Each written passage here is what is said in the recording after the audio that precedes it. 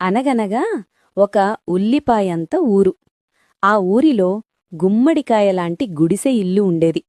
ఆ ఇంట్లో ఒక యాపిల్ లాంటి అందమైన అమ్మాయి ఉండేది.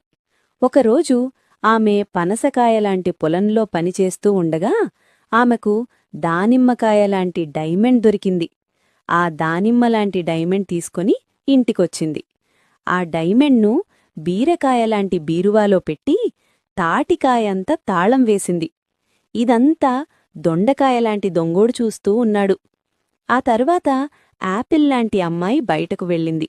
తర్వాత ఆ దొండకాయలాంటి దొంగడు తాటికాయలాంటి తాళం పగలగొట్టి దానిమ్మలాంటి డైమండ్ను తీసుకొని పారిపోతూ ఉండగా తన ఇంటి నుండి ఎవరో పరిగెత్తుకుంటూ ఉండటం చూస్తున్న ఆ యాపిల్లాంటి అమ్మాయి దొంగను పట్టుకోవాలని చూసింది.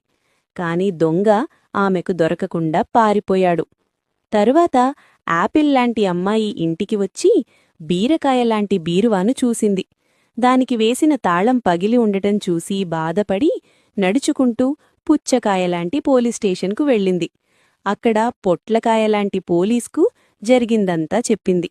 వెంటనే ఆ పోలీసు లవంగల్లాంటి లాఠీ పట్టుకుని జీడిపప్పులాంటి జీపు వేసుకొని బయల్దేరాడు. కొంత సమయం తర్వాత అడవిదారిలో ఒక దొండకాయలాంటి దొంగ దొరికాడు. తన దగ్గర ఉన్న దానిమ్మలాంటి డైమండ్ తీసుకుని వచ్చి యాపిల్లాంటి అమ్మాయికి అప్పగించాడు.